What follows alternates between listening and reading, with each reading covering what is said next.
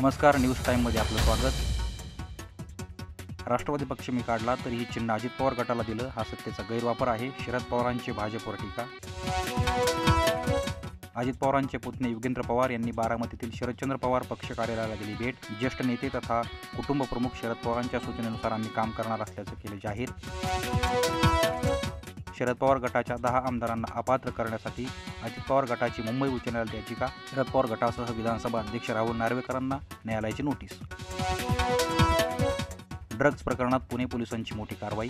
सुमारे 3,500 कोटी रुपयांचं ड्रग्ज जप्त. कोरिअर कंपनीद्वारे लंडनमध्ये पाठवण्यात येणार होतं ड्रग्ज.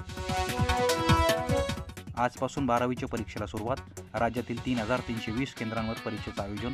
आरक्षण करून विद्यार्थ्यांचं पुण्यातील परीक्षा केंद्रावर केलं स्वागत. अमरावतीत जलसंधारण विभागाच्या परीक्षेत आढळली कॉपी. पोलिसांनी विद्यार्थ्याला घेतलं ताब्यात. वाणिज्य विभागाच्या माहितीनुसार 31 मार्चपर्यंत कांदा निर्यात बंदी कायम राहणार. कांदा उत्पादक शेतकऱ्यांमध्ये संतापाची लाट. शेतकरी आंदोलनाचा आज 9वा दिवस. आतापर्यंत 4 मृत्यू. आंदोलक दिल्लीकडे कूच करण्यास पुन्हा सज्ज. लोकसभेच्या रणधुमाळीत रंगणार IPL. 22 मार्चपासून सुरू होणार IPL 2024चे सर्व सामने भारतात खेळवले जाणार. सोनेरी आवाजाचा जादूगार म्हणून लोकप्रिय असलेले रेडिओ निवेदक अमीन सयानी यांचं दीर्घ आजारानं निधन.